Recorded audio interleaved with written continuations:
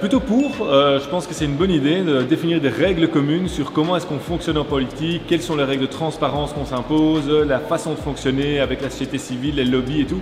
C'est bien qu'il y ait un peu de clarté et de règles qui soient mises pour tout le monde parce que je ne suis pas sûr que tout le monde a la même éthique. Oui, c'est très important un code de déontologie. On doit en avoir au niveau des parlements, mais aussi à tous les niveaux, et qui doit vraiment déterminer les règles de conduite que les politiciens et politiciennes doivent suivre. Je pense qu'il faut surtout c'est traduire les choses dans la loi. Et donc, je crois que ce qui est très compliqué, c'est que l'éthique peut parfois évoluer avec le temps, n'est pas toujours partagée par chacun.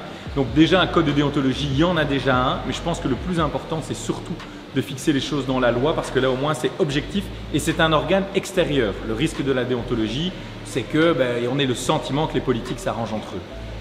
Je l'ai dit pendant le débat, on a besoin d'avoir un cadre plus strict, mais j'ai dit aussi, pas seulement une charte, mais aussi avec une réglementation légale plus forte sur un ensemble de principes. Oui, absolument. Les élus sont tenus de respecter la loi, mais sont aussi tenus de respecter une certaine éthique.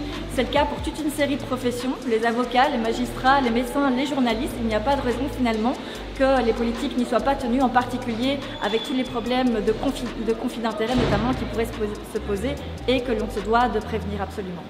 Absolument pour, quand on voit tout ce qui s'est passé en Belgique au niveau des scandales. On a parlé de Publifan, Netis, il y a maintenant encore Crystal Park où 40 millions d'euros ont disparu. Il faut ce code de déontologie, mais il faut aussi un maximum de transparence. Il faut que les citoyens en fait puissent suivre l'activité politique vraiment à la trace pour savoir ce que font les gens ou ce qu'ils ne font pas. Et donc dans ce sens-là, effectivement, déontologie mais aussi une très grande transparence.